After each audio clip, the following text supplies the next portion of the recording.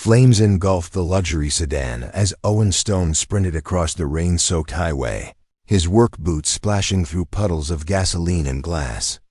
The unconscious woman trapped inside wore a designer dress now torn and bloodied, but it was the glittering diamond necklace around her neck that would change everything. As Owen dragged her from the wreckage, just seconds before the car exploded, he had no idea he was holding Natalia Hayes, the billionaire CEO, who had vanished without a trace 6 months ago, presumed dead by the entire world. But when she woke up in the hospital with no memory of who she was, calling herself Sarah and speaking like someone who had never seen wealth in her life, Owen faced an impossible choice. Should he tell this fragile, frightened woman that she was one of the most powerful people in the country? Or protect her from a truth that someone had clearly tried to erase forever? Because one thing was certain: whoever wanted Natalia Hayes dead the first time wasn't finished yet. Before we jump back in, tell us where you're tuning in from, and if this story touches you, make sure you're subscribed, because tomorrow, I've saved something extra special for you. The screech of twisted metal against asphalt echoed through the Willowbrook Industrial District as Owen Stone slammed on his brakes, his beat-up pickup truck sliding to a stop just yards from the overturned luxury sedan. Steam hissed from the crumpled hood while orange flames licked hungrily at the rear of the vehicle, growing larger by the second. Owen didn't hesitate. At 34, his carpenter's instincts kicked in. Immediately assess the situation, identify the problems, fix what could be fixed. But this wasn't a broken cabinet or faulty wiring. This was life and death. Call 911.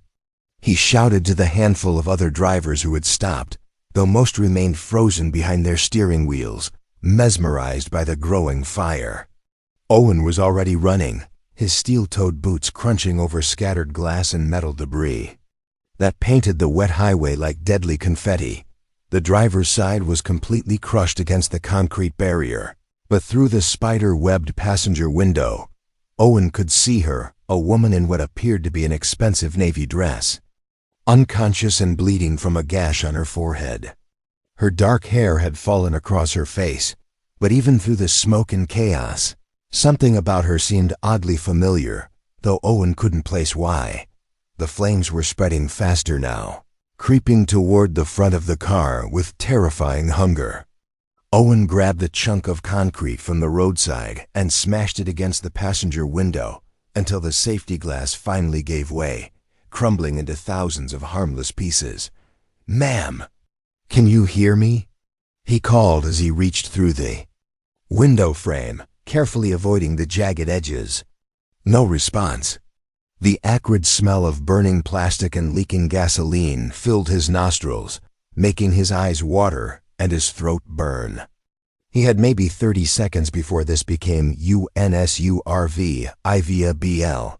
Owen worked his hands under her arms, supporting her head and neck as best he could while pulling her through the window opening. She was dead weight, completely unconscious, and for a terrifying moment he wondered if he was already too late. But then he felt the shallow rise and fall of her chest against his arm. She was breathing as he lifted her clear of the wreckage. Something caught the emergency lights of the approaching fire truck, a flash of brilliant diamonds around her neck. Even in the chaos, even through the smoke and fear, the necklace was impossible to ignore.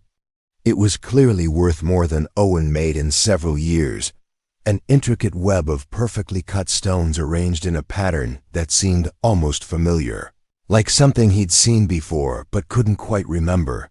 He carried her to safety just as the car's gas tank ignited with a thunderous boom that shook the ground beneath their feet. The explosion sent a pillar of black smoke into the gray Willowbrook sky, and Owen instinctively shielded the woman's body with his own as debris rained down around them. Sir, step back." The paramedics were there now, professional and efficient.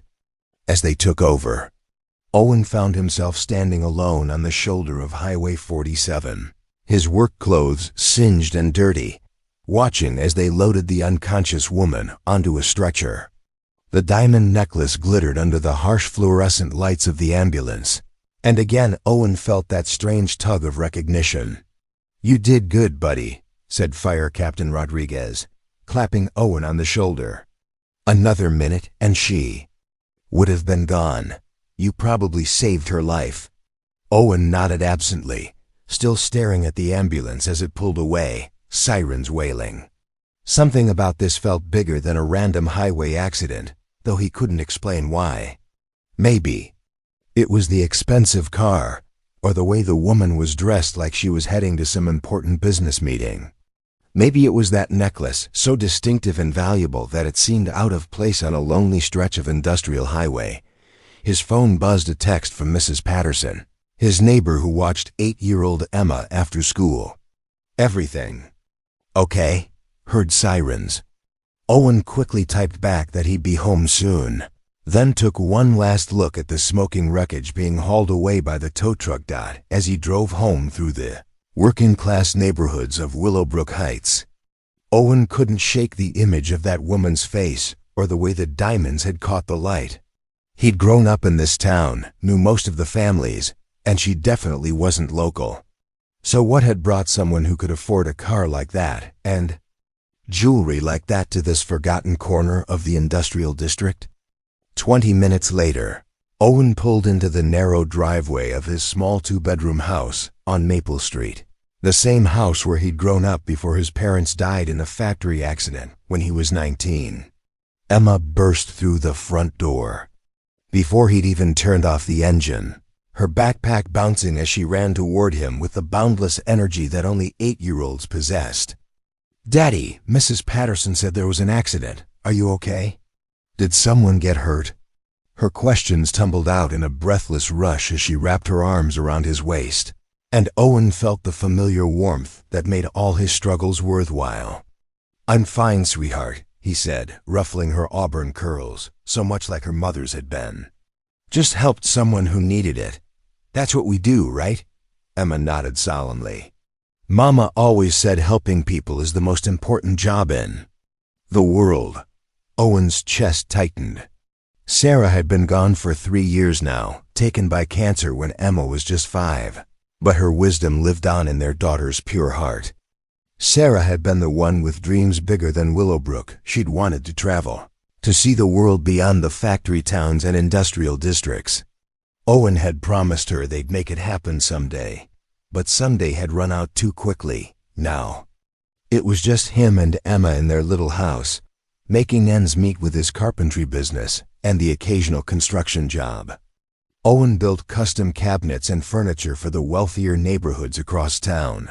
Quality work that he took pride in, but it barely covered the mortgage and Emma's expenses. Still, they had each other, and that was enough. As they walked inside together, Emma chattering about her day at Willowbrook Elementary, Owen found his thoughts drifting back to the accident. Something about that woman nagged at him, and not just because of the expensive necklace. There had been something familiar about her features, even through the blood and smoke. Like he'd seen her somewhere before, maybe on television or in a magazine. But that was ridiculous. Owen's world was small and predictable: work, Emma, their little house, and the tight-knit community of neighbors who looked out for each other. Whatever world that woman came from, with her designer dress and diamond necklace, it was as far from Willowbrook Heights as the moon. Still, as he helped Emma with her homework at their kitchen table, Owen couldn't stop thinking about those diamonds catching the emergency lights, and the strange feeling that this random act of heroism was about to change everything. The alarm clock's harsh beeping cut through the pre-dawn darkness at 5:30 a.m., just like it had every weekday for the past 3 years. Owen rolled over and slapped the snooze button, allowing himself exactly 9 more minutes before the real day began. Through the thin walls of their house on Maple Street, he could hear the Kowalski's dog barking next door and the distant rumble of the early shift heading to the Willowbrook manufacturing plant. This was Owen Stone's world: predictable, challenging, and held together by sheer determination and love for his daughter. By 6 a.m., Owen was in the kitchen brewing coffee in the same chipped mug he'd used since high school, the one Emma had decorated with finger paints when she was 6. The kitchen itself told the story of their life: clean but worn linoleum floors that Owen kept promising to replace, appliances that were older than Emma but still functional thanks to his handy nature, and a refrigerator covered with her artwork, school photos, and the carefully maintained calendar that kept their lives organized. "Daddy, can I have pancakes?" Emma appeared in the doorway in her favorite purple pajamas, her auburn hair sticking up in impossible directions. She rubbed her eyes with small fists, still half asleep but already negotiating for a breakfast upgrade from their usual routine of cereal and toast. "It's Tuesday, sweetheart," Owen said gently, pulling the generic brand cornflakes from the cabinet. "Pancakes are for weekends, remember?" Emma's face fell, but she climbed onto her booster seat without argument. At 8 years old, she understood their routines and limitations better than most adults understood their own finances. She'd learned early that money was something that had to be carefully managed, that wants and needs were different things, and that her daddy worked very hard to provide for both of them. Owen poured milk over her cereal, the name brand kind, because that was one small luxury he refused to compromise. Anand sat down across from her with his own bowl and a cup of coffee that was stronger than most people could tolerate. These 15 minutes of breakfast together were sacred time in their household, a chance to connect before the day pulled them in different directions. Preparing and narrating this story took us a lot of time, so if you are enjoying it, subscribe to our channel. It means a lot to us. Now back to the story. "Mrs. Chun is teaching us about community helpers today," Emma said between spoonfuls, referring to her second-grade teacher at Willowbrook Elementary. "I told her my daddy is a carpenter who builds beautiful things and helps people fix their houses." Owen smiled, feeling that familiar warmth in his chest. "What else did you tell her?" "I said you're the strongest person in the world and that you saved a lady from a burning car yesterday." Emma's eyes were bright with pride, and Owen realized the accident had made a bigger impression on her than he'd thought. "I'm not the strongest person in the world, Em," he said, reaching over to smooth down her unruly curls. "I just did what anyone would do."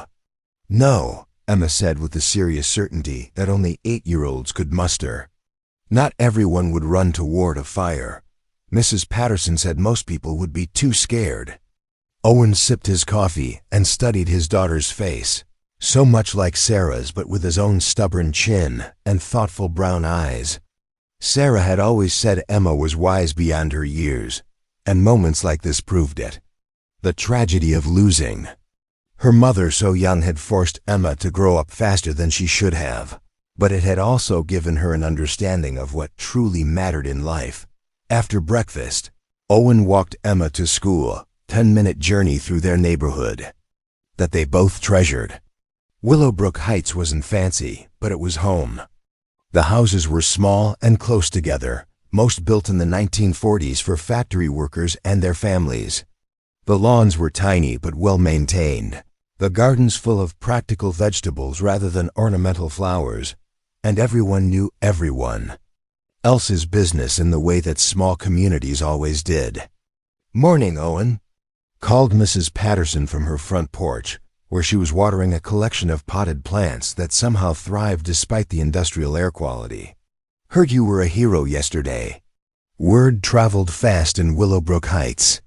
By the time Owen dropped Emma off at school, he'd fielded questions from 3 neighbors, the crossing guard, and Emma's teacher, all wanting to hear about the dramatic rescue.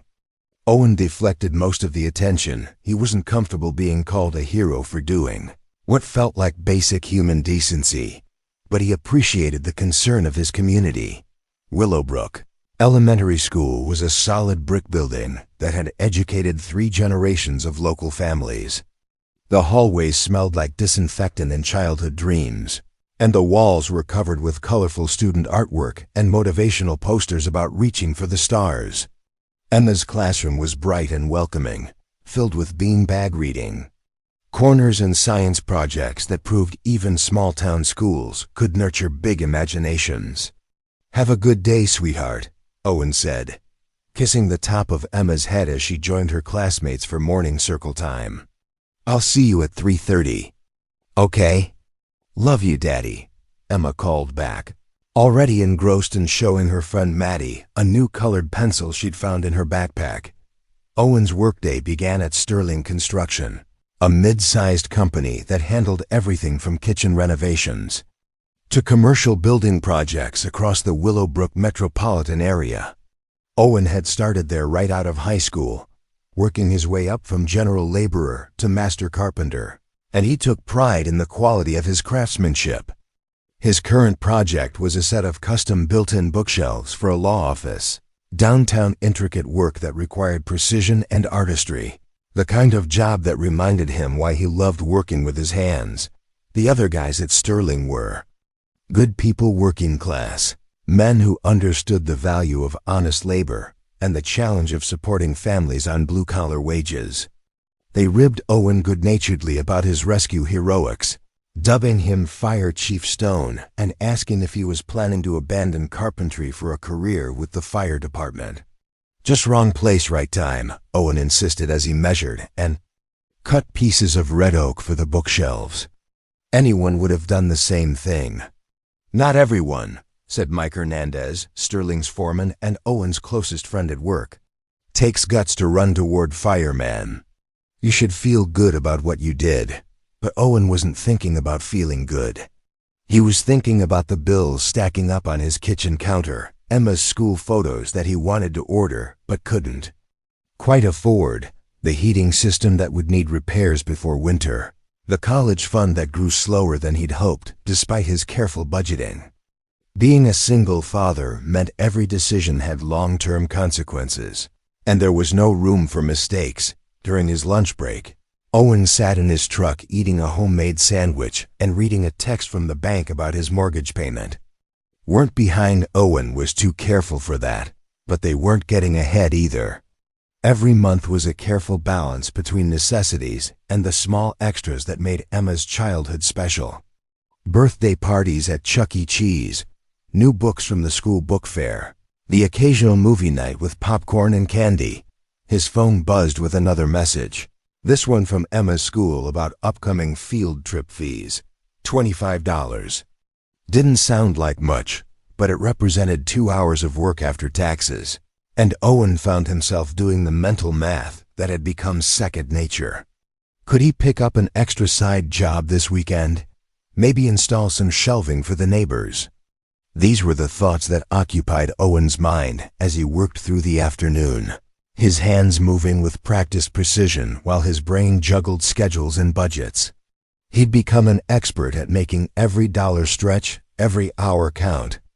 Every decision served the larger goal of giving Emma the best life possible within their means. At 3:25, Owen pulled up to the school pickup line, exactly on time as always.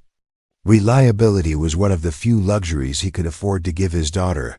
The knowledge that her father would always be where he said he'd be, when he said he'd be there. Emma bounded toward the truck with her usual enthusiasm, backpack bouncing and face bright with the day's adventures. "Daddy, guess what? Mrs. Chun showed us a newspaper article about car accidents, and she said sometimes people get something called amnesia, where they can't remember who they are. Isn't that weird?" Owen's hands tightened on the steering wheel as yesterday's rescue flashed through his mind. "Yeah, that is weird." As they drove home through the familiar streets of Willowbrook Heights, Emma chattering about her day and the radio playing classic rock at low volume, Owen found himself wondering about the woman he'd pulled from the burning car. Was she okay? Had she woken up? Did she remember what happened? More importantly, why couldn't he shake the feeling that their brief encounter had been more than just a random moment of crisis? Something about her face, even bloodied and unconscious, had seemed familiar in a way that didn't make sense, given their completely different worlds. That evening, as Owen helped Emma with homework and prepared their simple dinner of spaghetti and meat sauce, he caught himself glancing at the local news on his phone. looking for any mention of the accident or the woman's condition. But there was nothing, just the usual stories about city council meetings and high school sports. Their world continued in its predictable rhythm: homework, dinner, bath time, bedtime stories, and finally Owen's quiet hour of evening solitude, when he paid bills, planned the next day's work, and sometimes allowed himself to dream about the future he wanted to build for Emma. A future with fewer money worries, more opportunities, maybe even the chance to travel like Sarah had always wanted. But as Owen settled into bed that night, his last thought wasn't about future dreams or present challenges.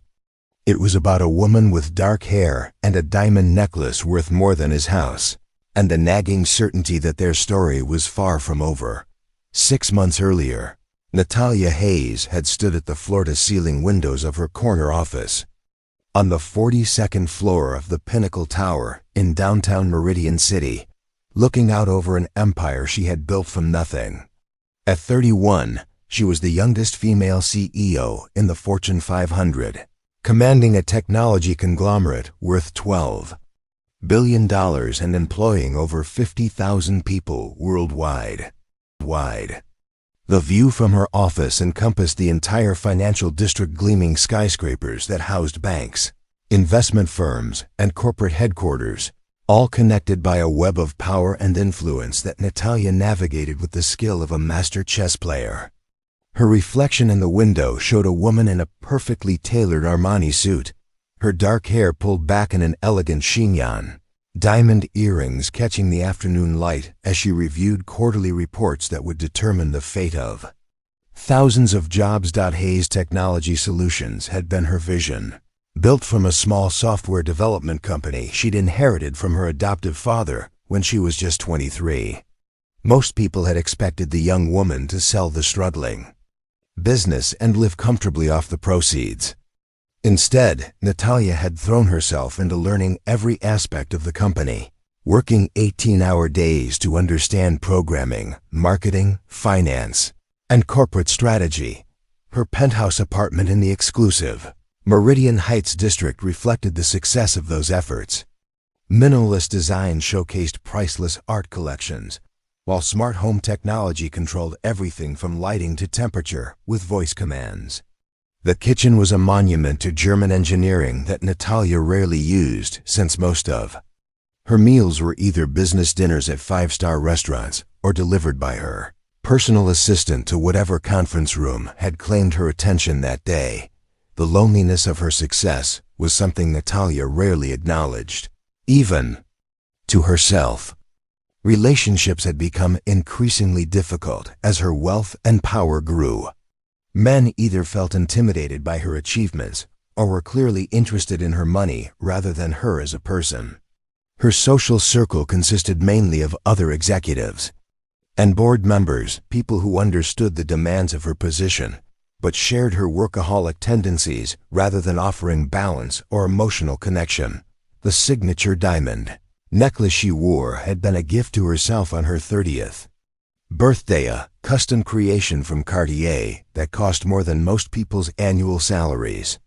The intricate pattern of perfectly matched stones spelled out NH in a design so subtle that only she knew the meaning.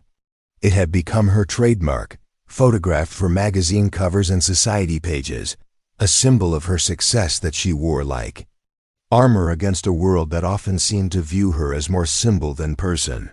Natalia's assistant, Jennifer Morrison, knocked softly on the office door before entering with the day's final briefing. Jennifer had been with the company for 8 years, one of the few people who remembered when Natalia was still learning the ropes and making decisions based on instinct rather than market research.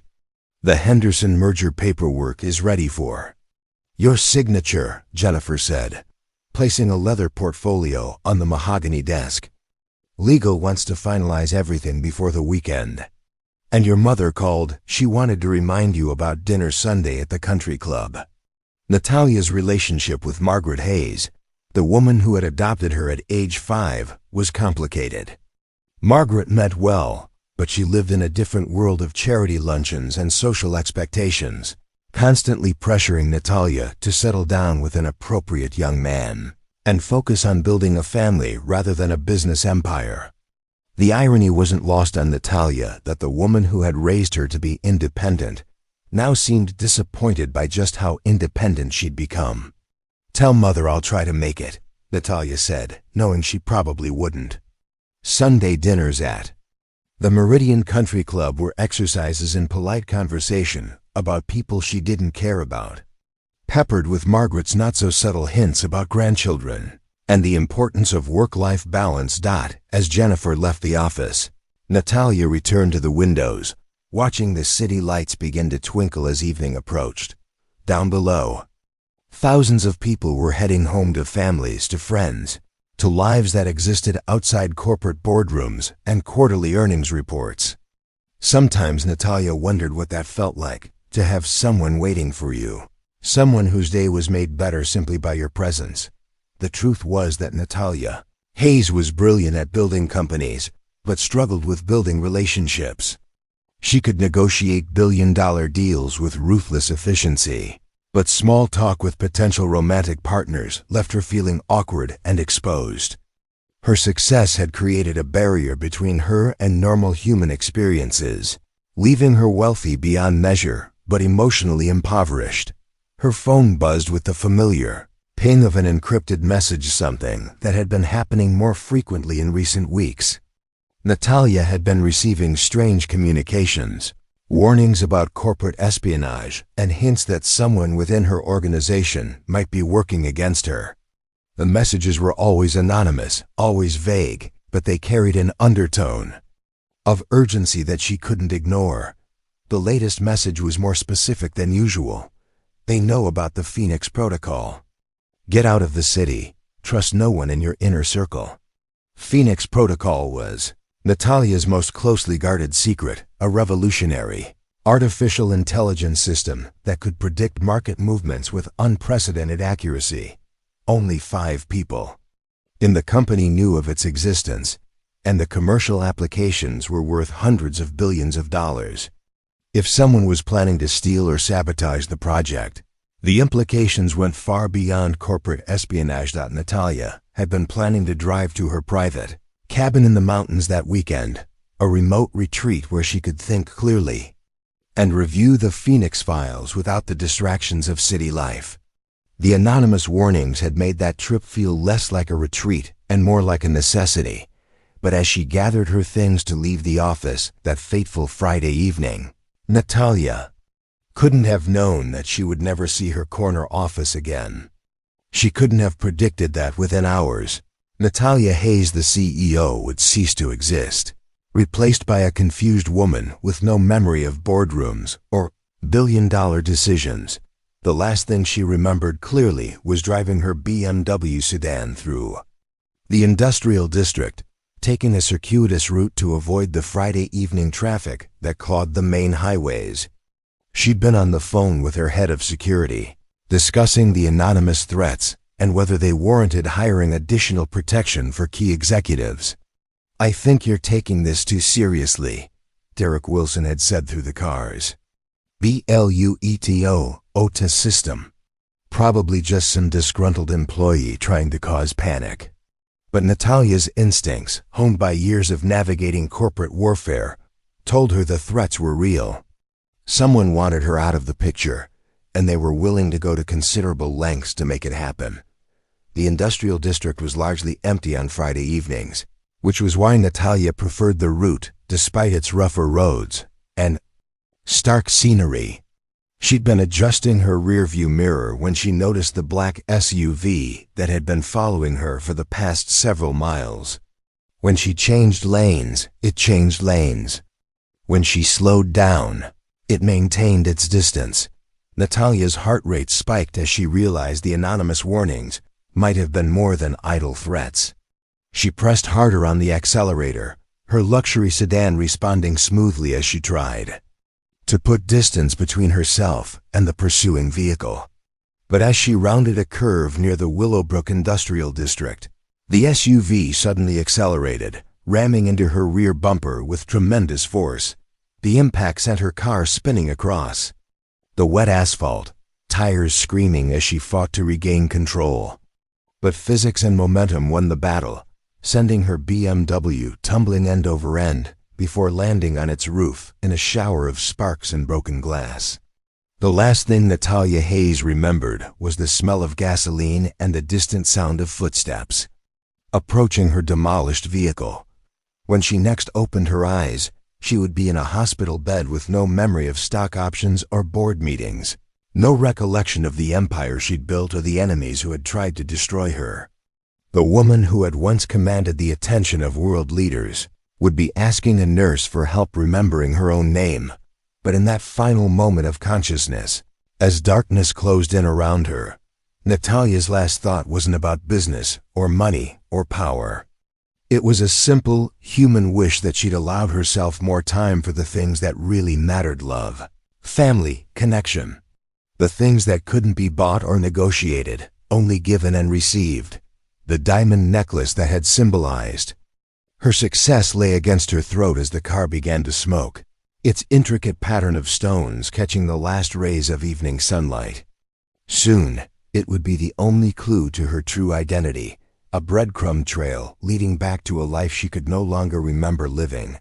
Owen Stone had never been inside Meridian General Hospital except for the night Emma was born and the terrible weeks when Sarah was dying. The sterile hallways and antiseptic smell brought back memories he tried to keep buried.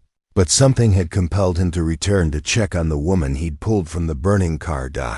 It had been 3 days since the accident, and Owen couldn't explain the nagging feeling that had been eating at him. Maybe it was the way she'd looked so peaceful despite the chaos, or maybe it was that distinctive diamond necklace that seemed vaguely familiar in a way he couldn't place. Whatever the reason, he found himself asking at the information desk about Jane Doe from the Highway 47 accident. Room 314, the volunteer said, checking her computer. But visiting hours end at 8 and family only after 6. Owen glanced at his watch. 7:45 p.m. He'd dropped Emma off at Mrs. Patterson's for their weekly movie night, giving him a rare evening of freedom. "I'm the one who pulled her from the car," he explained. "I just wanted to make sure she's okay." The elevator ride to the 3rd floor gave Owen time to question his decision. What was he doing here? The woman was clearly from a different world. Expensive car, designer clothes, jewelry that cost more than he made in a year. She probably had family and friends who were taking care of her, people from her own social circle who understood her life in ways he never could. But when he reached room 314, Owen discovered the woman was alone. She was awake, sitting up in bed and staring out the window at the city skyline with an expression of complete bewilderment. The diamond necklace was gone, presumably locked away with her other belongings, and without it she looked younger, more vulnerable. A bandage covered the gash on her forehead, and her dark hair hung loose around her shoulders. "Excuse me," Owen said softly, knocking on the open doorframe. "I'm Owen Stone. I was there when your car crashed." She turned toward him with eyes that were alert but confused, as if she was seeing the world through someone else's vision. "You're the one who saved me," she said, her voice raspy from smoke inhalation. "The nurse told me. Thank you." Owen stepped into the room, surprised by how small and lost she seemed in the hospital bed. This was clearly someone accustomed to being in control, but the accident had stripped away all her usual armor. "How are you feeling?" "Confused," she admitted with a weak smile. "The doctors say I have amnesia. I can't remember anything about the accident, or, well, anything really. They've been calling me Jane Doe because I don't remember my own name." Owen felt a chill run down his spine. "Nothing at all?" "I remember general things, what a car is, how to read, basic knowledge about the world. But personal memories? My name, where I live, what I do for work." She shook her head. "It's all gone. Like someone erased part of my brain and left only the instruction manual." Owen pulled a chair closer to her bed, struck by how articulate she was despite her confusion. Even without her memories, this woman carried herself with an intelligence and poise that spoke of education and success. "The doctors say it might come back." "They say a lot of things," she replied with a slight bitterness. "Traumatic brain injury, retrograde amnesia, possible psychological trauma. But they don't know when or if my memories will return. For now, I'm just nobody." The sadness in her voice hit Owen unexpectedly hard. He thought about Emma, about how his daughter's entire identity was built on memories of her mother, their life together, the stories that connected her to her past. To lose all of that, to wake up as a blank slate in a world full of strangers, seemed like a special kind of hell. "You're not nobody," Owen said gently. "You're someone who survived a terrible accident. Someone who's strong enough to be sitting here talking to me instead of ... He didn't finish the sentence, but they both knew how close she'd come to dying. She studied his face with an intensity that made Owen slightly uncomfortable. "Why did you come back? I mean, you saved my life, but you don't know me. Most people would consider their good deed done." Owen wasn't sure how to answer that question honestly. "I couldn't stop thinking about the accident. Something about it didn't feel random." Her expression sharpened. "What do you mean?" "I've lived in Willowbrook my whole life," Owen explained. "That stretch of Highway 47 where you crashed. It's not exactly on the way to anywhere important. Industrial district. Mostly abandoned warehouses and old factories. What were you doing out there?" "I wish I could tell you," she said, frustration evident in her voice. "The police asked me the same thing. They found my car registration, but the address listed is some corporate office downtown. No personal information, no emergency contacts. It's like I was trying to disappear." Owen leaned forward in his chair. "What kind of car was it?" "BMW 750i, they said. Only a few months old." She paused, seeming to realize the implication. "I must have money, right? You don't drive a car like that unless you're pretty well off." "But I don't feel wealthy. I mean, I don't remember feeling wealthy. Do you remember anything about your life? Your job, your family?" She closed her eyes, concentrating. "Sometimes. I get flashes. Boardrooms, maybe. People in suits sitting around a long table. But it's vague, like trying to remember a dream after you wake up." She opened her eyes and looked at Owen. "The strangest thing is that I feel like I should know you. When you walked in here, something about your face seemed familiar." Owen's pulse quickened. "I felt the same way when I pulled you from the car. Like I'd seen you somewhere before." They sat in silence for a moment, both grappling with the implications of their shared recognition. Finally, she spoke again. "The necklace I was wearing, the nurses mentioned it was quite valuable. I asked to see it, but they said it's locked. In the hospital safe until they can confirm my identity." "It was beautiful," Owen said carefully. "Very distinctive. Like nothing I'd ever seen before. Can you describe it?" Owen tried to recall the details from those chaotic moments. Diamonds, lots of them, arranged in some kind of pattern. It caught the emergency lights even through all the smoke. "Must be worth a fortune." She nodded slowly. "I keep thinking that. Necklace might be the key to everything. If it's as unique as everyone says, someone must recognize it. Someone must know who I am." A nurse appeared in the doorway, checking her watch pointedly. "Visiting hours are over, sir." Owen stood reluctantly. Something about this woman drew him in, not just her beauty or the mystery surrounding her, but something deeper. An intelligence and strength that shone through despite her vulnerable circumstances. "Will you be okay here alone?"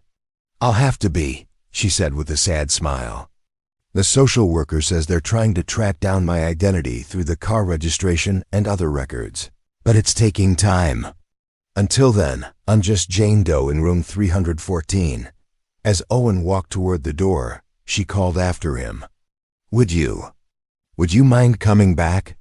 I know it's strange. asking a stranger to visit, but you're the only person I've met who doesn't look at me like I'm a medical curiosity. Plus, you might be the key to figuring out who I am."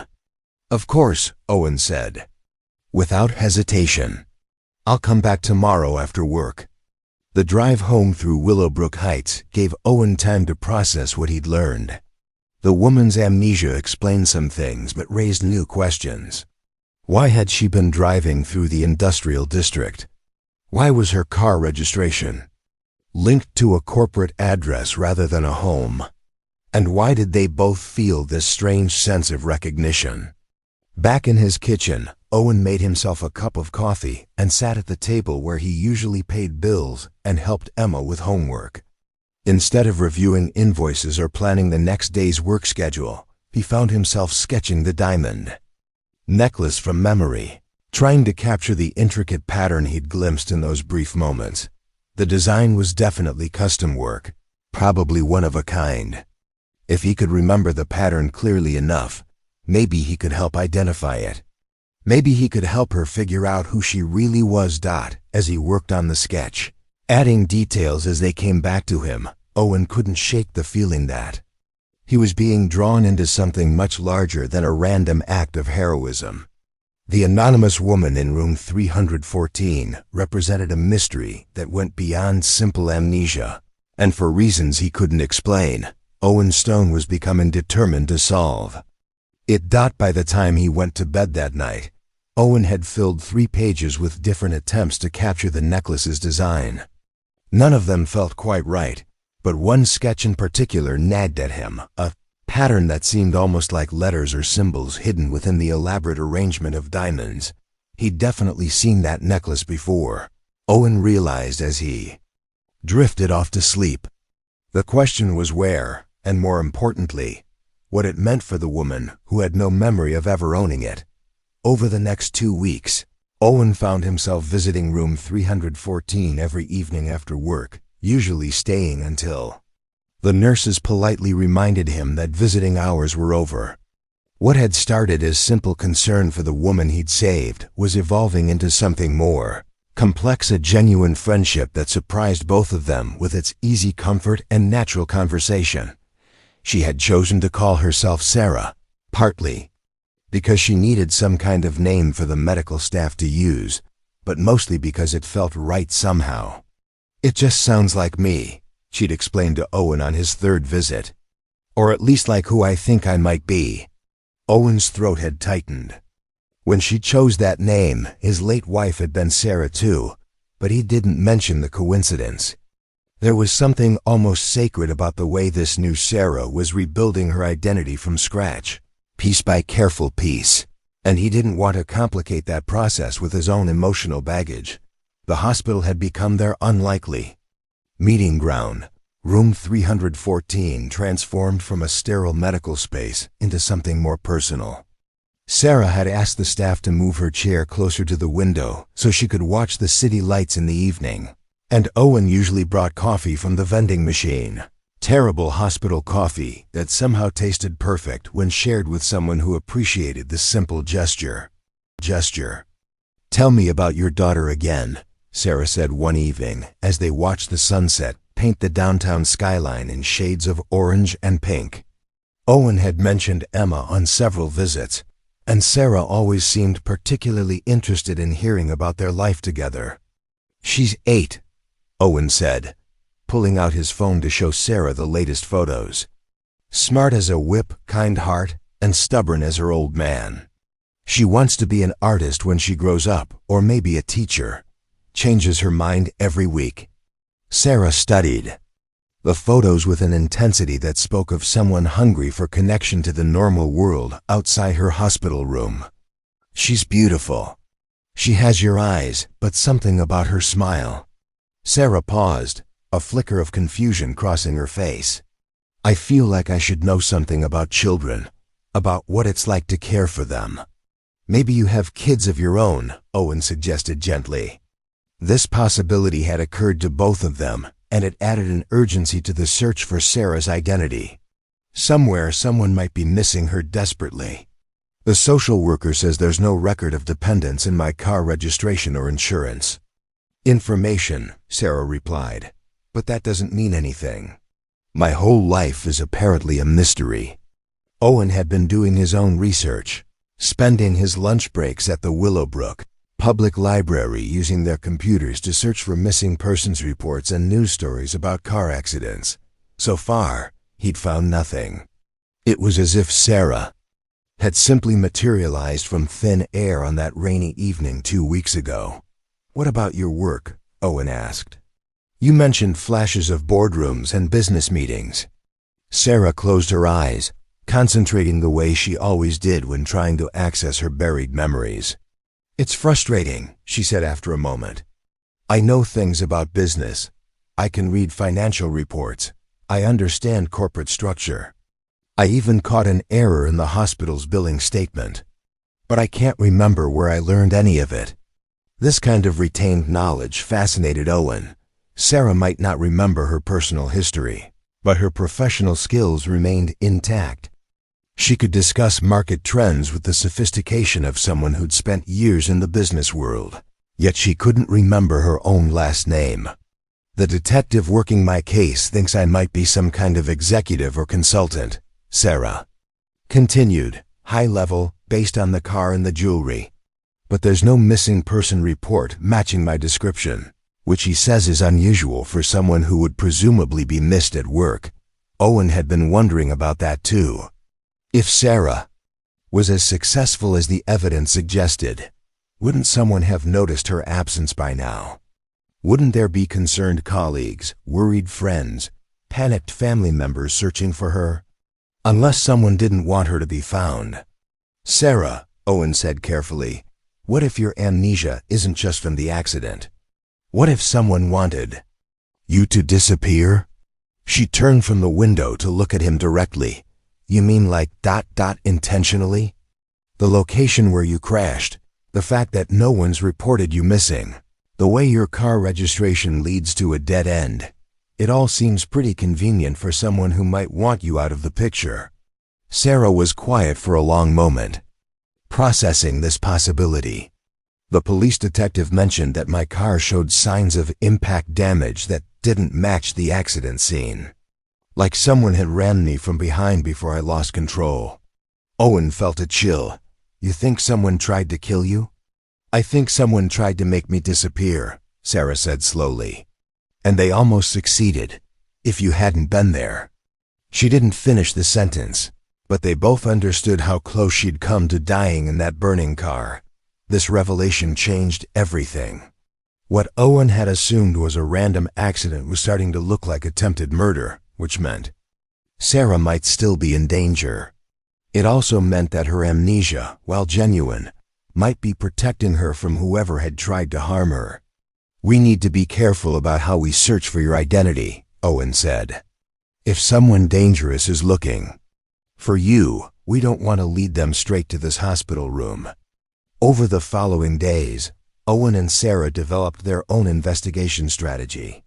Instead of working through official channels, they focused on the one piece of evidence that seemed most likely to yield answers, the distinctive diamond necklace. That was still locked in the hospital safe. Owen had brought his sketches of the necklace's design, and together they worked to refine the details. Sarah's artistic eye caught nuances that Owen had missed, and gradually they produced a more accurate representation of the intricate pattern.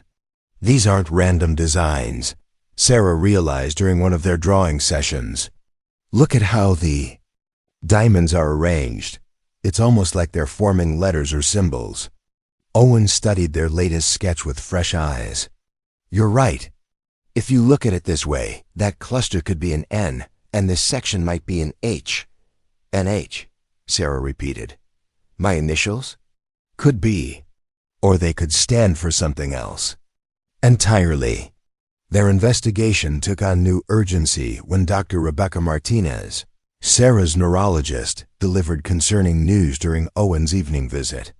We're getting pressure from the hospital administration to discharge her, Dr. Martinez explained quietly. She's medically stable, but without insurance information or family to take responsibility. The financial department is getting nervous. Where would she go? Owen asked, glancing at Sarah, who was pretending to sleep but obviously listening to every word. There are state facilities for people in her situation, Dr. Martinez said diplomatically, but they're not ideal environments for someone recovering from traumatic brain injury. Owen's mind raced. Sarah needed time and safety to recover her memories, not the chaos of an underfunded state facility. She needed stability and people who cared about her well-being. She needed ... She could stay with us, Owen said, surprising himself with the words, temporarily, I mean. Just until she gets her memory back or until we figure out who she really is. Dr. Martinez raised her eyebrows. Mr. Stone, that's very generous, but you barely know this woman. And if she's really in some kind of danger ... then she needs people looking out for her, Owen finished. I've got a spare bedroom, and my daughter Emma would love the company. It might actually help Sarah's recovery to be in a normal home environment, instead of an institution. Sarah's eyes opened, and Owen could see tears threatening to spill over. You would do that? Take in a complete stranger? You're not a complete stranger, Owen said simply. Not anymore. That night, Owen called his neighbor Mrs. Patterson to discuss the situation. The elderly woman had helped him through some of his darkest days after his wife's death, and her practical wisdom had always guided him through difficult decisions. Bringing a woman with amnesia into your home? Mrs. Patterson said over her kitchen table, where she'd invited Owen for coffee. And her famous apple pie. It's either the kindest thing I've ever heard or the craziest. Maybe both, Owen admitted. But Mrs. Patterson, you should see her. She's lost and scared, but there's something special about her. Something that makes me think she's meant to be part of our lives. Mrs. Patterson studied Owen's face with the shrewd eyes of someone who'd raised 6 children and buried 2 husbands. You're falling for her, aren't you? Owen started to protest, then stopped. I care about her. More than I expected to. But it's not just that. Emma needs to see that there are good people in the world.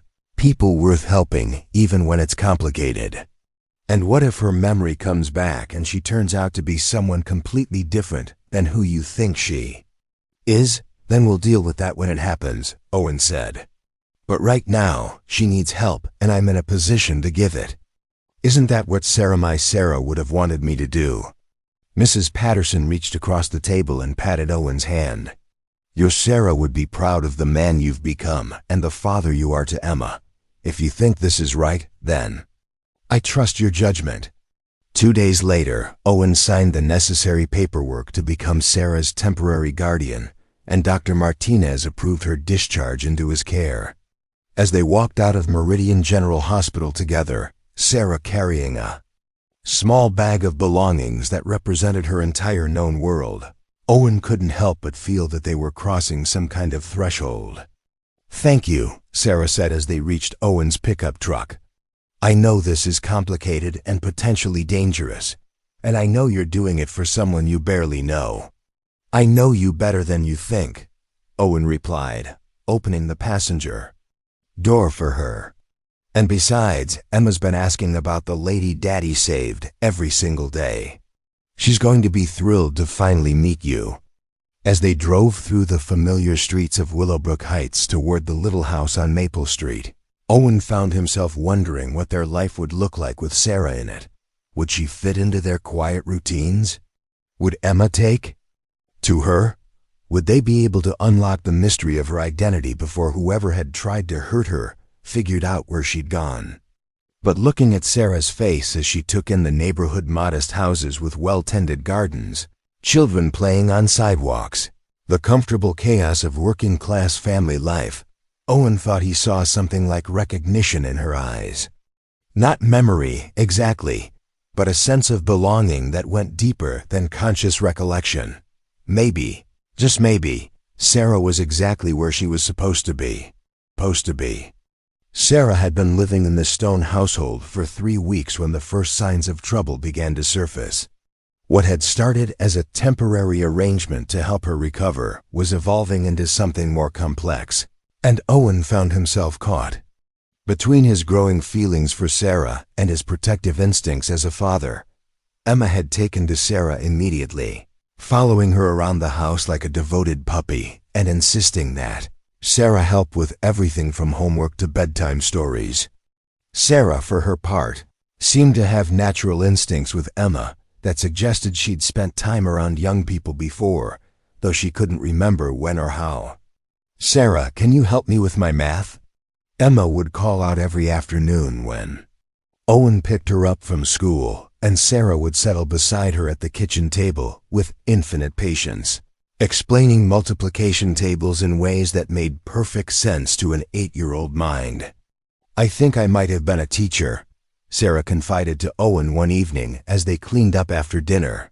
"Emma's questions don't frustrate me the way they probably should. It feels natural, helping her learn." Owen had been thinking the same thing, but he'd also noticed other behaviors that suggested Sarah's background was more complex than elementary education. She automatically straightened picture frames, organized closets with military precision, and had strong opinions about financial news that suggested sophisticated business knowledge.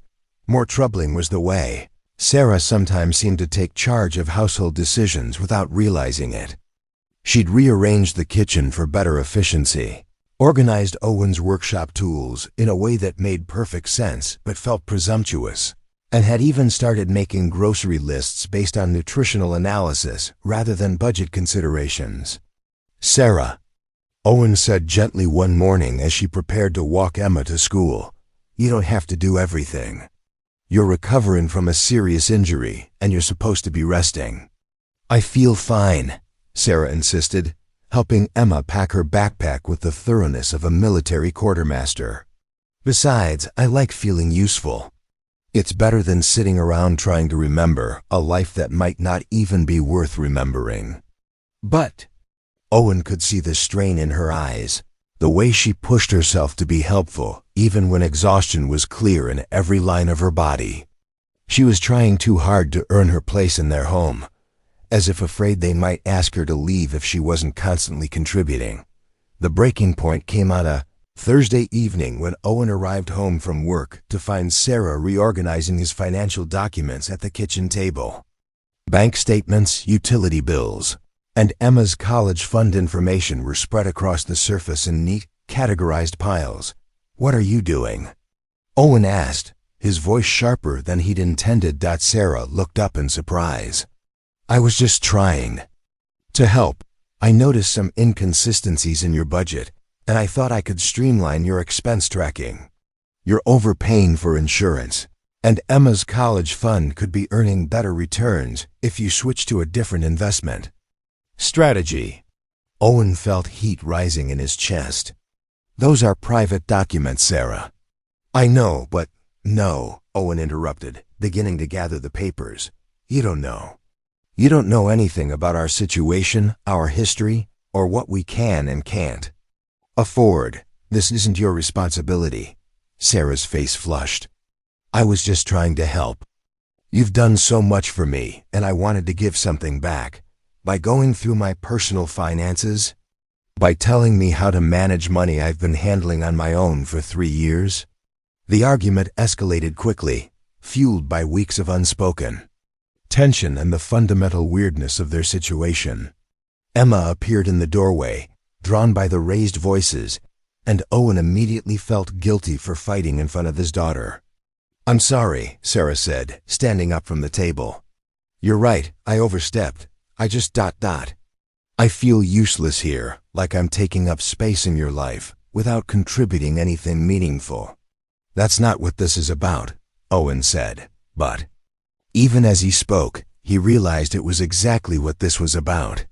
Sarah's instinctive competence in areas where he struggled made him feel inadequate, reminded him of all the ways he was falling short as a single parent. "Isn't it?" Sarah challenged. "You're proud, Owen. Too proud to accept help from someone you think is charity case. Well, here's a news flash. Maybe I'm not some helpless victim.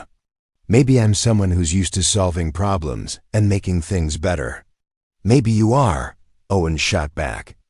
Maybe you're some high-powered executive who's used to telling people what to do and having them thank you for it. But this is my house, my family, my responsibility. The words hung in the air between them, sharp and hurtful. Emma's eyes were wide with confusion and fear, and Owen immediately regretted letting his pride and insecurity drive the conversation to this point. "You're right," Sarah said quietly. "This is your family. And I'm just someone you pulled from a burning car who's overstayed her welcome." She turned and walked toward the spare bedroom, and Owen heard the door close with a soft click that sounded final. Emma remained in the doorway, looking between her father and the hallway where Sarah had disappeared. "Daddy, why were you yelling at Sarah?" Emma asked, her voice small and worried. Owen knelt down to his daughter's level, struggling to find words that would make sense to an 8-year-old. "Sometimes grown-ups disagree about things, sweetheart. We weren't really mad at each other, we were both just frustrated. Are you going to make Sarah go away?" The question hit Owen like a physical blow. In the 3 weeks Sarah had been with them, Emma had blossomed in ways Owen hadn't seen since her mother died. She laughed more, asked more questions, seemed more confident and secure. The thought of taking that away from his daughter, or from himself, was almost unbearable. "I don't know, Em," Owen answered honestly. "It's complicated." That night, Owen lay in bed staring at the ceiling and replaying the argument in his mind. Sarah had been right about several things. His budget could be more efficient. Emma's college fund could earn better returns, and he was overpaying for insurance. But accepting her help felt like admitting he couldn't handle his own life, and Owen's pride had been the only thing keeping him afloat since Sarah's death. The next morning, Owen found a note on the kitchen counter, written in Sarah's precise handwriting. "Owen, I've arranged to stay at the women's shelter downtown until I can figure out my next steps. Please don't worry about me. Thank you for everything you've done. Emma is lucky to have you as a father." Sarah. Owen rushed to the spare bedroom to find it empty, the bed neatly made, and no sign that Sarah had ever lived there, except for the faint scent of her shampoo lingering in the air. Emma cried when Owen told her Sarah had left, and nothing, he said, could comfort her. She was like having a mom again. Emma sobbed into his shoulder. "Why did you make her go away?" Owen called the women's shelter, but they confirmed Sarah was there and had asked not to be contacted. The volunteer on the phone was polite, but firm Sarah was safe. She was receiving counseling services, and she needed space to figure out her situation. For the next week, Owen threw himself into work with desperate intensity, taking on extra projects and staying late to avoid coming home to a house that felt empty despite Emma's presence. His productivity impressed his boss, but Mike Hernandez, the foreman who'd become Owen's closest friend, noticed the change in his demeanor. "You look like hell, man," Mike said during lunch break on the following Friday. "What's eating you?" Owen found himself telling Mike the whole story: the accident, Sarah's amnesia, their investigation into her identity, the growing feelings he'd been afraid to acknowledge, and the pride that had driven her away. "So let me get this straight," Mike said when Owen finished. "You found a smart, beautiful woman who's great with your kid, who wants to help make your life better, and you kicked her out because she tried to help make your life better. It's more complicated than that." "No, it's not," Mike said bluntly. "You're scared. Your wife died, and you've been protecting yourself and Emma by not letting anyone get too close. This Sarah comes along and suddenly you're feeling things you thought you'd never feel again.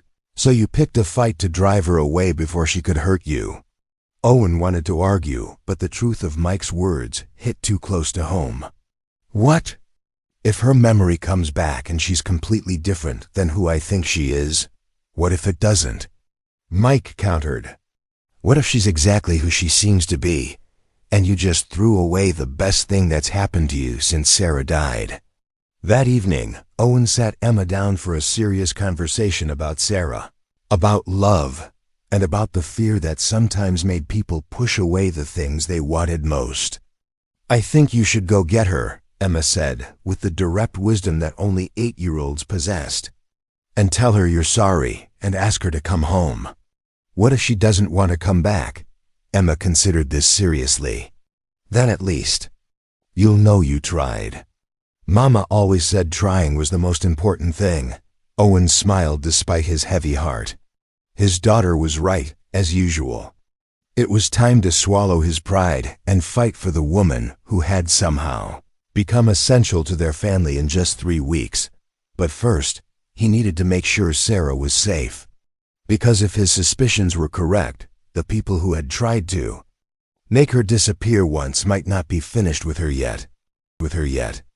Owen's fears about Sarah's safety proved prophetic when Detective Ray Alvarez called him on a Tuesday morning with news that made his blood run cold. Sarah had disappeared from the women's shelter, and this time there were clear signs of foul play. "Security cameras show a man approaching her on 9 p.m. last night," Detective Alvarez explained over the phone. "Medium height, dark clothing, baseball cap pulled low. Ms. Doe, or Sarah, as you call her, seemed to recognize him. They talked for about 2 minutes, then left together. She didn't return to her room." Owen's hands tightened around his phone. "Did she go willingly?" "That's the million-dollar question," Alvarez said. "The footage is grainy, but it doesn't look like force was involved. However, her belongings are still in her room, including the clothes she was wearing when she left the hospital. That suggests she wasn't planning to be gone long." Owen closed, his eyes fighting the panic that threatened to overwhelm him. He'd let his pride drive Sarah away at the exact moment she needed protection most. If something happened to her because he'd been too stubborn to swallow his ego, double quotes, "What can I do to help?" Owen asked. "We're treating this as a potential kidnapping, but we need more information about her background. I know you've been working on identifying her. Have you found anything new?" Owen thought about the diamond necklace sketches he and Sarah had worked on together, the pattern that seemed to form letters. "Detective, the necklace she was wearing, is it still in the hospital safe?" "Should be." "Why?" "Sarah and I think the design might be her initials. NH worked into the diamond pattern. If that's true, maybe we can trace it back to the jeweler who made it." "That's actually not a bad idea," Alvarez admitted. "Custom jewelry like that would have records. I'll pull the necklace from evidence and see what we can find." After hanging up, Owen stared at his phone, feeling helpless in a way he hadn't experienced since the days when his Sarah was dying, and there was nothing he could do to save her. History was repeating itself, and once again he was watching someone he loved slip away while he stood powerless on the sidelines. But this time was different. This time, he could fight back. Owen called in sick to work and drove straight to the women's shelter, where he convinced the manager to let him examine Sarah's room. Her few belongings told a story of someone trying to rebuild an identity from scratch. Library books about amnesia and brain injury, notebook pages filled with memory exercises, and the sketches they'd made together of the diamond necklace, hidden beneath her pillow. Owen found something the police had missed, a small piece of paper with a phone number written in Sarah's handwriting. Below the number she'd written, "NH Phoenix, trust no one." Owen's heart raced. NH could be her initials, but Phoenix might be a code name or location. And trust no one suggested Sarah had remembered something important, something dangerous. Enough that she'd felt the need to hide the information. He called the number from his cell phone, but it went straight to a generic voicemail message. However, caller ID showed the number was registered to a law firm in downtown Meridian City, Crawford, Mitchell and Associates. The law office was located in the prestigious Pinnacle Tower, a gleaming skyscraper that housed some of the city's most powerful corporations. Owen felt out of place in his work clothes among the suited executives and marble lobbies, but desperation gave him courage. "I need to speak with someone about this phone number," Owen told the receptionist, showing her The paper from Sarah's room. It's connected to a missing person case. The receptionist's professional smile faltered when she saw the number. I'll need to get Mr. Crawford. One moment, please. James Crawford turned out to be a distinguished man in his 60s with silver hair and the careful demeanor of someone who dealt in secrets for a living. He studied Owen with sharp eyes that missed nothing. You said this involves a missing person? Crawford asked. Owen explained about Sarah's amnesia, her disappearance from the shelter, and the hidden note with Crawford's number. As he spoke, Crawford's expression grew increasingly troubled. The woman you're describing, Crawford said carefully. Can you tell me about the necklace she was wearing? Owen pulled out his sketches, and Crawford's face went pale. Dear God, the lawyer whispered. It's really her. We thought she was dead. Who? Owen demanded. Who is she? Crawford looked around nervously, then led Owen into a private conference room and locked the door. The woman you know as Sarah is Natalia Hayes, CEO of Hayes Technology Solutions. She's been missing for 6 months, presumed dead after her car was found burned out in a ravine. Owen felt the world tilt. CEO? But she doesn't remember any of that. Because someone tried very hard to make sure she never would, Crawford sighed grimly. Natalia came to me 3 days before she disappeared. She'd been receiving anonymous threats, warnings that someone in her inner circle was planning to kill her and make it look like an accident. Phoenix, Owen said, remembering the note. She wrote something about Phoenix. Crawford's eyes widened. Phoenix Protocol. It's a revolutionary AI system Natalia's company developed, worth billions if it falls into the wrong hands. She suspected someone was planning to steal it and eliminate her to cover their tracks. The pieces began falling into place for Owen. So they staged her death, but she survived with amnesia. They thought they were safe until she started recovering her memory, Crawford finished. Someone must have been watching the hospital, the shelter. The moment she showed signs of remembering who she really is. Owen's phone rang. Detective Alvarez. Owen, we've got a problem. The necklace is gone from the hospital safe. Someone with administrative access removed it 2 hours ago, along with all documentation of its existence. They're covering their tracks, Owen told Crawford after relating the detective's news. Which means they have Sarah, and they're going to finish what they started 6 months ago. Crawford was already reaching for his phone. I'm calling the FBI. Corporate espionage, attempted murder, kidnapping. This is way beyond local police jurisdiction. But Owen was thinking about Emma, about what would happen to his daughter if he lost another person he loved to forces beyond his control. He was thinking about Sarah's courage in facing her shattered memories, her kindness with Emma, the way she'd tried to build a life from nothing. How long before the FBI can mobilize? Owen asked. Hours, maybe longer, Crawford admitted. These things take time. Sarah doesn't have time, Owen said grimly. Do you have any idea where they might take her? Crawford hesitated, then pulled out a file. Natalia owned a private research facility about an hour outside the city. Officially, it was sold 6 months ago, but the purchase might have been front if someone wanted to interrogate her about Phoenix Protocol in complete isolation. Owen was already heading for the door. Give me the address. You can't go alone, Crawford protested. These people have already tried to kill her once. Then I'll make sure they don't get a second chance, Owen said with a determination that surprised even him. An hour later, Owen was parked outside a chain-link fence surrounding a seemingly abandoned industrial complex.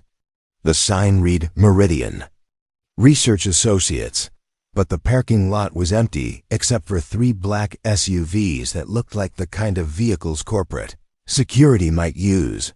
Owen's carpenter training kicked in as he studied the facility's layout. Multiple buildings connected by covered walkways, limited access points, security cameras at key locations. If Sarah was inside, Getting to her would require more than just courage. It would take planning and precision. His phone buzzed with a text from an unknown number. "If you want to see Sarah alive, come to Building C alone. No police, no weapons, no phones. You have 30 minutes. Owen stared at the message, knowing it was probably a trap, but also knowing he had no choice. Somewhere in that facility, the woman he'd grown to love was depending on him to save her life, just like he'd saved her from the burning car 6 weeks ago, except this time the stakes were infinitely higher. He turned off his phone, checked his watch, and started walking toward the fence. Building C was visible in the distance, a concrete structure with no windows and only one visible entrance. Whatever was waiting for him there, Owen Stone was about to discover that being a hero was more complicated than running toward a burning car. Sometimes, it meant walking deliberately into the darkness, knowing you might not come back out. Owen approached Building C with the methodical caution his construction experience had taught him. Assess the structure, identify potential hazards, plan multiple exit routes.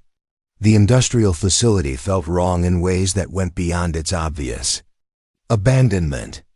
Security cameras tracked his movement despite the empty parking lots, and the maintenance of the ground suggested recent activity, even though the buildings appeared vacant. The entrance to Building C stood slightly ajar, an obvious invitation. That made Owen's skin crawl. But with Sarah's life hanging in the balance, he had no choice but to accept the trap and hope. His carpenter's knowledge of building layouts would give him some advantage once inside. The interior was sterile and clinical, polished concrete floors, fluorescent lighting, and the kind of advanced ventilation system that suggested this had been more than a simple research facility. Owen recognized the signs of a high-security environment, the type of place where valuable secrets would be developed and protected. "Mr. Stone," a voice echoed from hidden speakers. "Thank you for coming. Please proceed down the hallway to conference room A." Owen followed the directions, his work boots echoing in the empty corridor. The walls displayed generic corporate art and motivational posters about innovation and teamwork. But something about the setup felt theatrical, as if the entire facility was an elaborate stage designed to create specific impressions. Conference Room A contained a long table surrounded by leather chairs, a wall of monitors, and a single man in expensive suit who rose to greet Owen with the practiced smile of someone accustomed to controlling conversations. "I'm Derek Wilson," the man said, extending his hand. "I was Natalia Hayes' head of security. We need to talk." Owen ignored the offered handshake. "Where is she?" "Safe for now," Wilson replied, gesturing for Owen to sit. "But her safety depends entirely on your cooperation and understanding of the situation." The monitors flickered to life, displaying financial charts, corporate organizational diagrams, and what appeared to be surveillance footage from various locations. Owen recognized several images of himself walking Emma to school, working at construction sites, visiting the hospital. They'd been watching him far longer than he'd realized.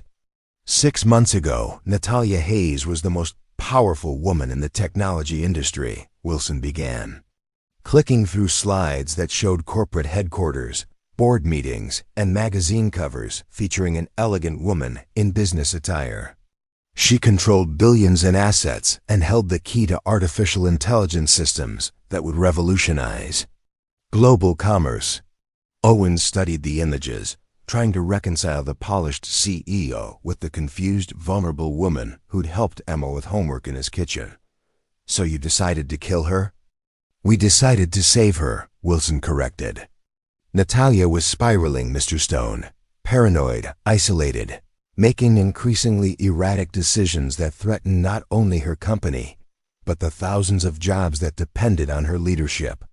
The board of directors asked me to intervene." More images flashed on the screen: medical reports, psychological evaluations, security footage showing a woman who appeared increasingly agitated and fearful.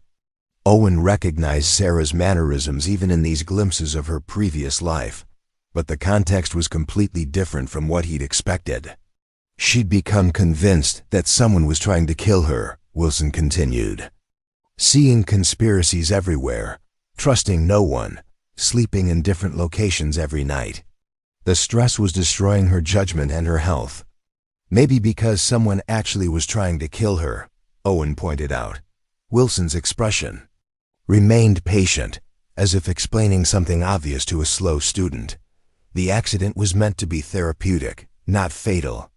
A controlled scenario that would allow us to place Natalia in a secure medical facility where she could receive treatment for her paranoia and anxiety disorders. Owen felt sick. You caused her amnesia deliberately. We created an opportunity for her to start fresh, free from the delusions and fears that were consuming her life, Wilson said. The amnesia was an unexpected but beneficial side effect. For the first time in years, Natalia was happy, relaxed, able to form normal relationships. The monitors now showed surveillance footage from Owen's own home, Sarah reading to Emma, cooking dinner, laughing at something on television. The invasion of privacy was staggering, but Owen forced himself to focus on the larger implications of Wilson's words. You've been watching us the entire time. We had to ensure her safety and monitor her recovery, Wilson confirmed. When she chose to stay with you rather than accept placement in a state facility, we saw it as a positive development. You provided exactly the kind of stable, nurturing environment that traditional therapy couldn't offer. Owen's mind raced, trying to separate truth from manipulation in Wilson's carefully crafted narrative. If everything was going so well, why did you take her? Because she was starting to remember, Wilson said, his composure cracking slightly. Fragments at first: business terminology, financial concepts, technology protocols. But yesterday, she accessed a computer at the women's shelter and attempted to log into Hayes Technologies' corporate network. The implications hit Owen like a physical blow. Sarah's mysterious knowledge about business, her instinctive competence with complex problems, her natural authority, it all made sense if she'd been running a billion-dollar company before the accident. The Phoenix Protocol, Owen said. That's what this is really about.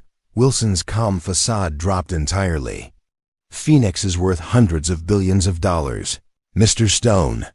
Artificial intelligence that can predict market movements, optimize supply chains, and revolutionize global commerce.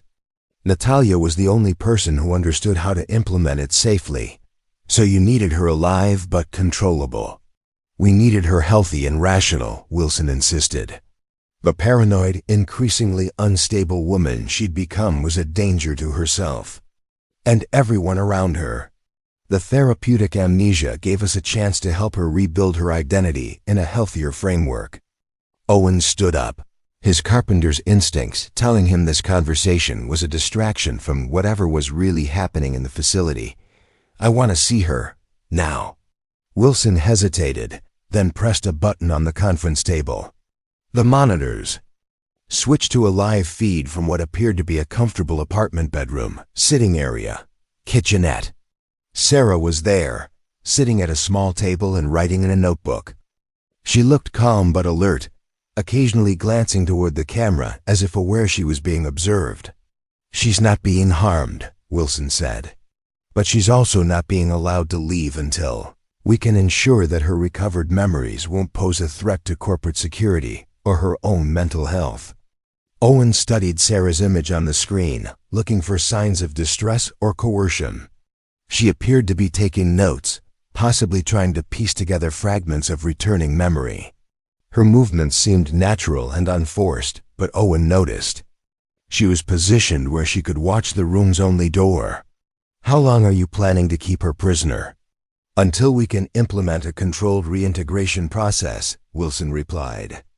Gradually restore her memories in a therapeutic environment, help her understand the context of her previous paranoia, and prepare her to resume her responsibilities with appropriate medical support.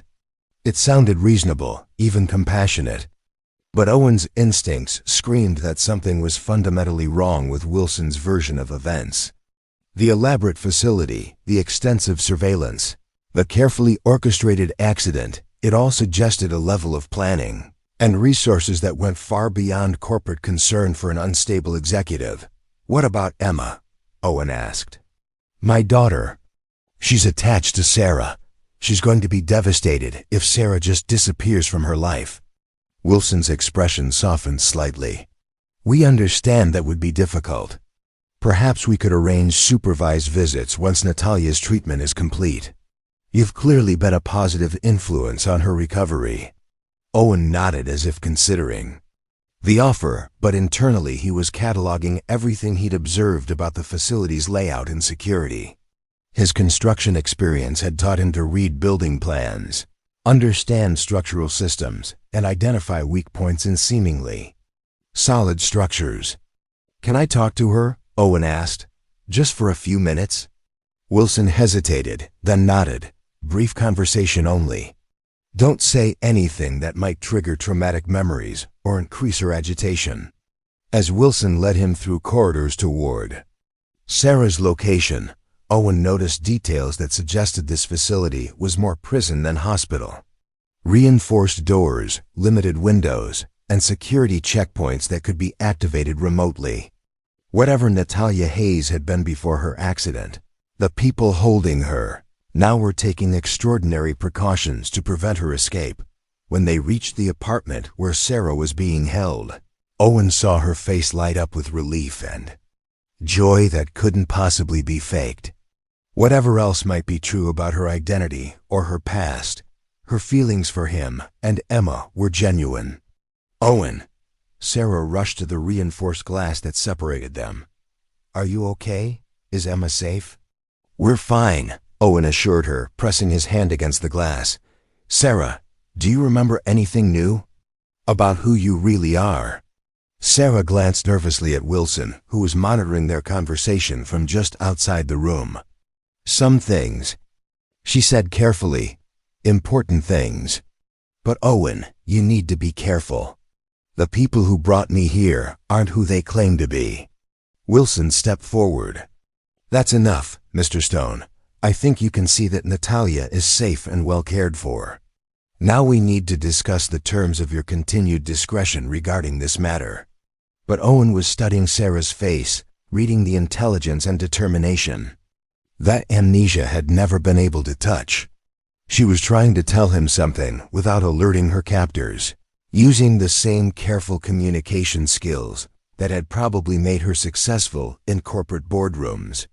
"I understand," Owen said, meeting Sarah's eyes. "I'll be very discreet about everything I've learned here."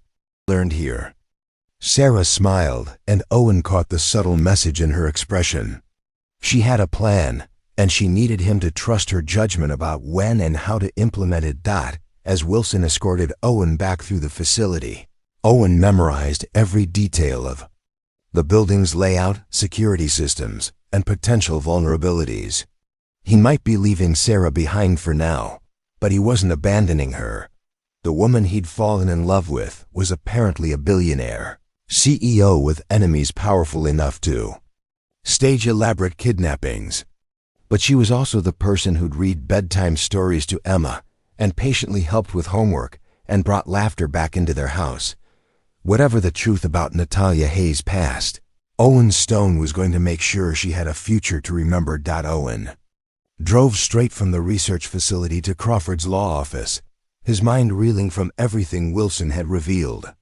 The distinguished attorney was waiting with FBI agent Lisa Chun, a sharp-eyed woman who listened intently as Owen recounted his conversation with Derek Wilson and the conditions of Sarah's captivity. Wilson's story has elements of truth mixed with dangerous fiction, Crawford said grimly. Natalia was indeed receiving threats, but she wasn't paranoid or unstable. She was methodically investigating a conspiracy within her own company. Agent Chun pulled out a thick file. "We've been building a case against Wilson and his associates for months. Corporate espionage, securities fraud, and now kidnapping. But we needed proof of their current activities to move forward. What kind of conspiracy? Owen asked. Crawford exchanged glances with Agent Chun before continuing. 3 months before her disappearance, Natalia discovered that someone had been systematically stealing Hayes Technology's intellectual property and selling it to foreign competitors. The Phoenix Protocol was just the crown jewel they'd been bleeding the company dry for years. The lawyer pulled out corporate documents and financial records that painted a picture of elaborate theft and deception. Wilson wasn't head of security, he was the inside man facilitating the thefts. When Natalia got too close to exposing the operation, they decided to eliminate her permanently. Owen felt sick as the full scope of the deception became clear. So the therapeutic amnesia story, ... Complete fabrication, Agent Chun confirmed.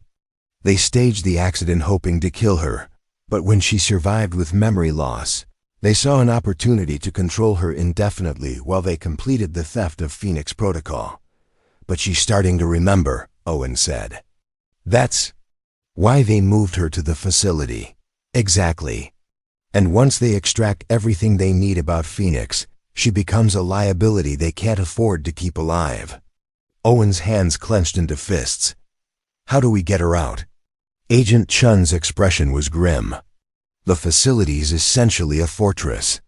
Private security, isolated location, legal corporate ownership that makes obtaining search warrants complicated.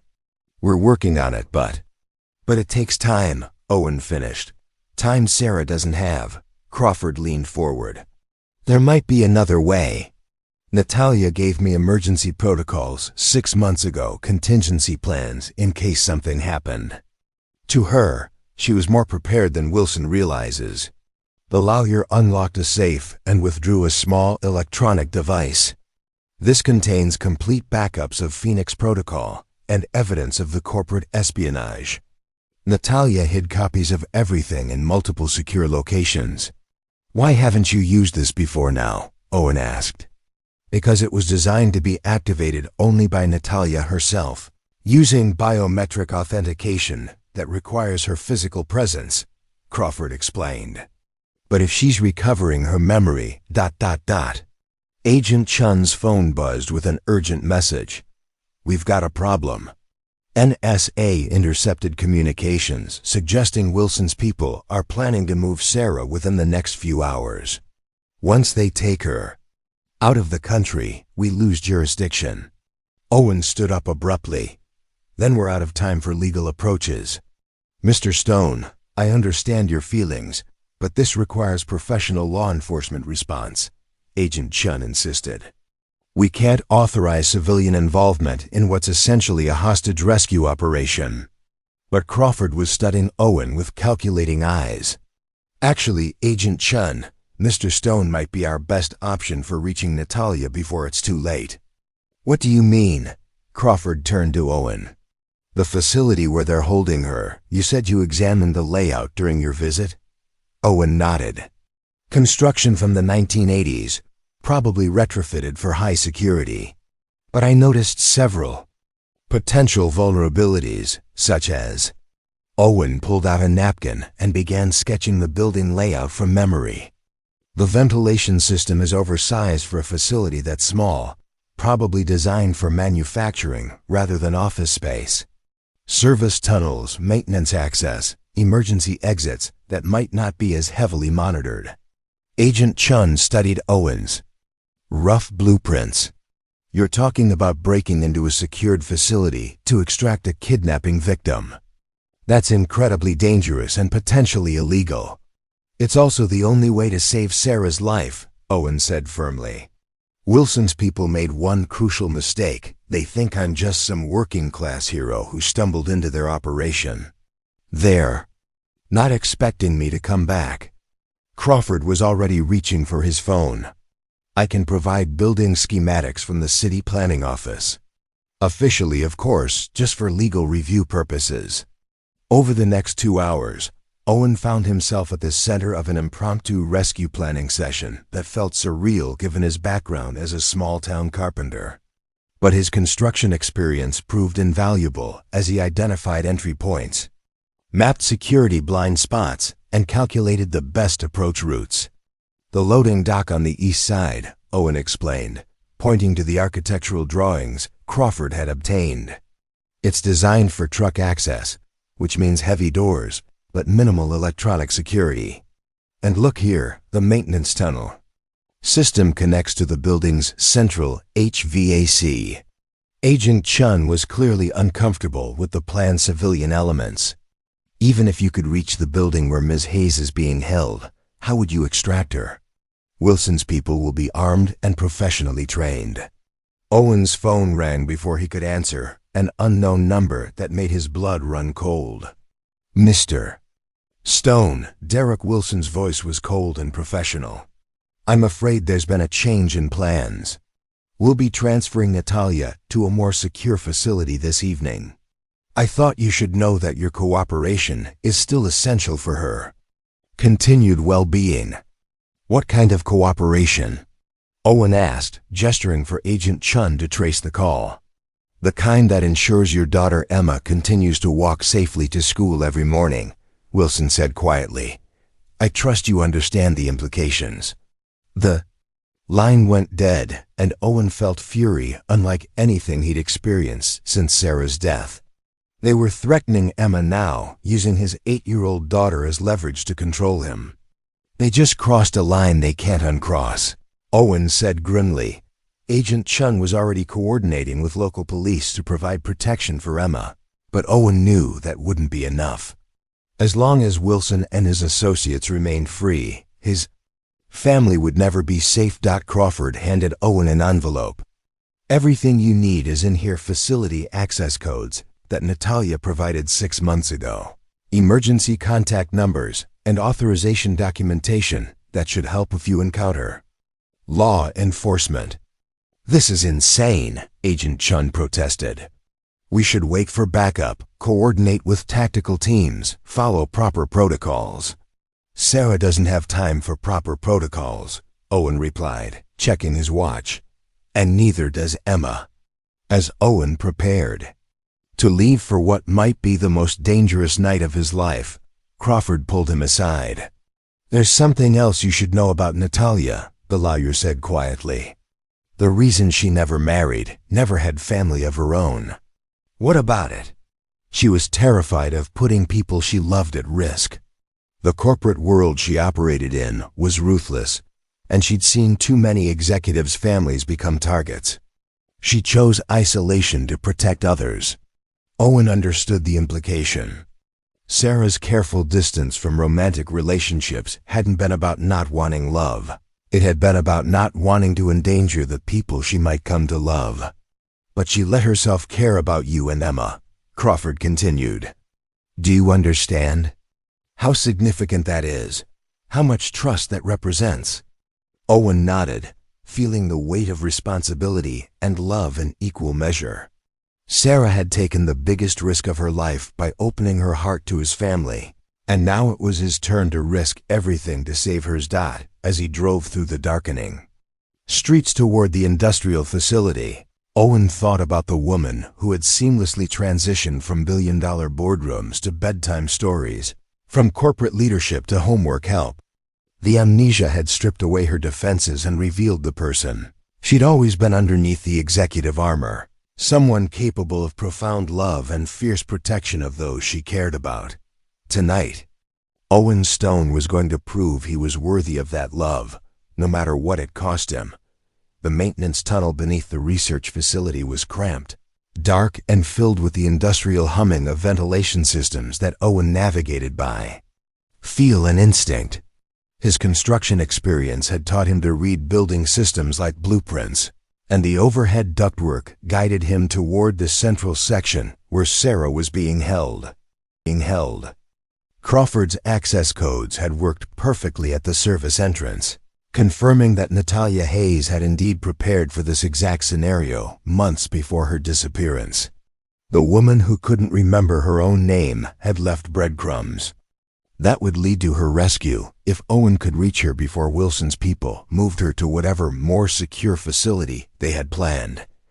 Through gaps in the ceiling panels, Owen could hear voices and movement in the rooms above.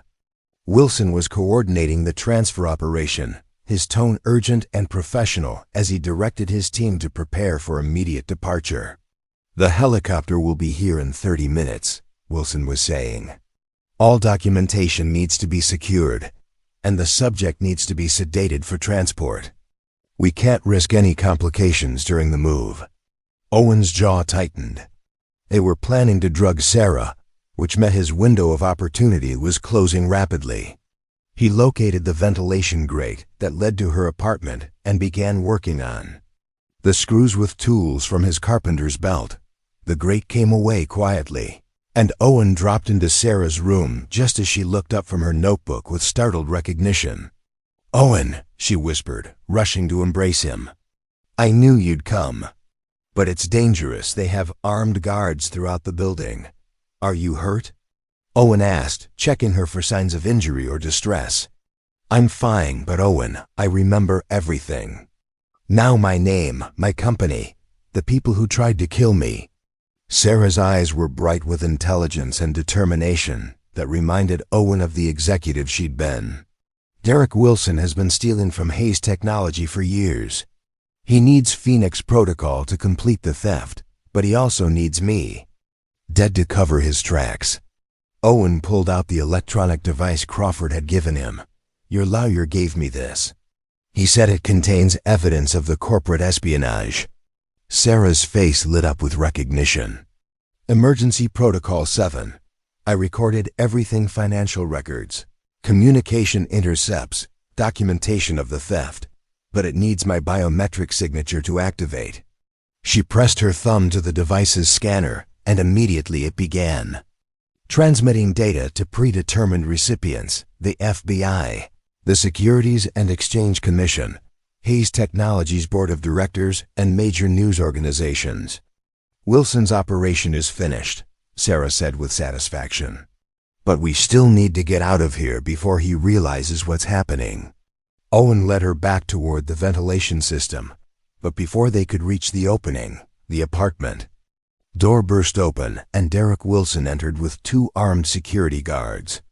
"I'm disappointed, Mr. Stone," Wilson said, his professional demeanor replaced by cold menace. "We gave you every opportunity to cooperate, but you chose to make this personal."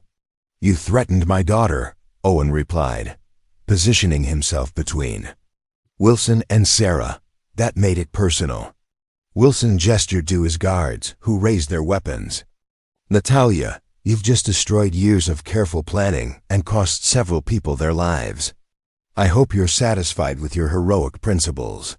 "I'm satisfied that a thief and attempted murderer is about to face justice," Sarah replied with the executive authority that amnesia had never been able to touch. "Justice?" Wilson laughed bitterly. "You think the corporate world operates on justice? I was protecting Hayes Technology from your increasingly erratic leadership. The board would have voted you out within 6 months anyway. The board would have voted you into prison if they'd known what you were stealing," Sarah countered. Wilson's expression turned deadly. "Well, they'll never get that chance now." But before Wilson could give orders to his guards, the facilities emergency lighting activated and alarms began blaring throughout the building. Agent Chun's voice echoed from the public address system. "This is the FBI. The building is surrounded. Drop your weapons and surrender immediately." Wilson's face went pale as he realized his operation was collapsing around him. Through the apartment's small window, Owen could see FBI tactical vehicles surrounding the facility and agents moving into position. "How?" Wilson demanded, looking between Owen and Sarah. Sarah smiled with the confidence of someone who'd spent years outmaneuvering corporate adversaries. "Emergency Protocol 7 doesn't just transmit evidence, it also includes GPS coordinates and a request for immediate law enforcement response. I activated it 6 months ago when I first suspected you were planning to kill me." The guards looked uncertain as FBI commands continued echoing through the building. Wilson's authority was evaporating as quickly as his escape options. "Drop your weapons and step away from the civilians," Agent Chun commanded as she entered. The apartment with a full tactical team behind her. The surrender was anticlimactic after the months of conspiracy and violence. Wilson and his associates were taken into custody without resistance, their elaborate operation undone by the very technology they'd been trying to steal. As Owen and Sarah were escorted to safety by FBI agents, Sarah suddenly stopped and turned to face the facility where she'd been held captive. "I remember everything now," she said quietly. "Not just my name and my company, but who I was before the accident. The isolation, the fear, the way I pushed people away to protect them." Owen took her hand. "And now? Now I remember why I let myself care about you and Emma despite the risks," Sarah replied. "Because some things are worth fighting for, even when it's dangerous."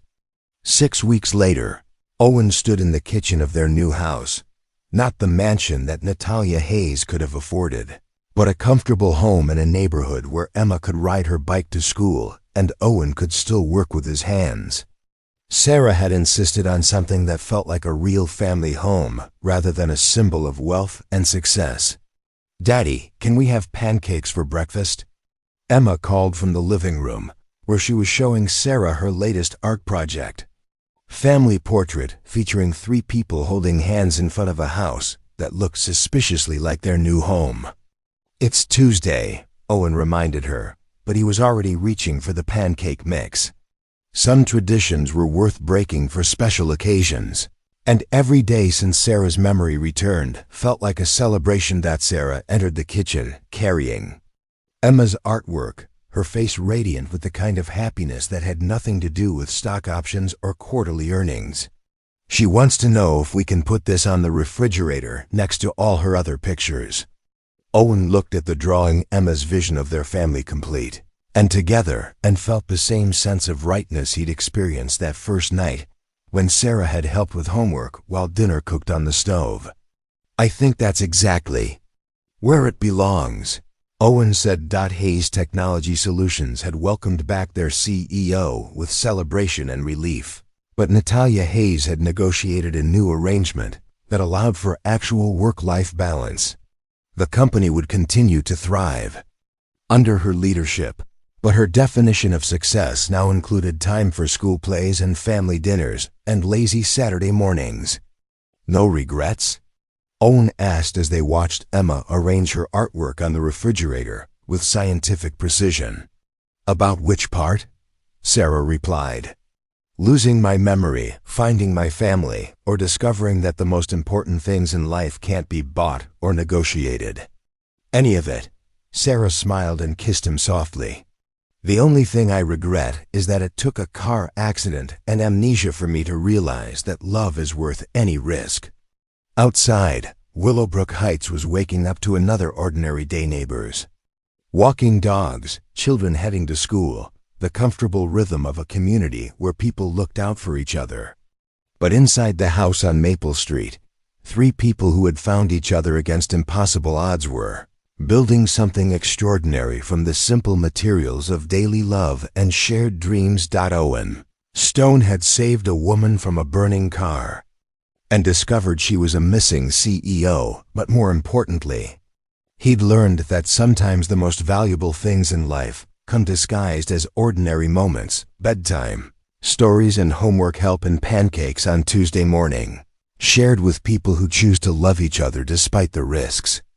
And as Emma hung the latest family portrait in the place of honor on their refrigerator, all 3 of them understood that they were living the most important story of their lives, not a tale of corporate intrigue or dramatic rescues, but the simple, profound story of a family that chose each other and decided to build a future together. One ordinary, extraordinary day at a time. Up next, you've got 2 more standout stories right on your screen. If this one hit the mark, you won't want to pass these up. Just click and check them out. And don't forget to subscribe and turn on the notification bell so you don't miss any upload from us.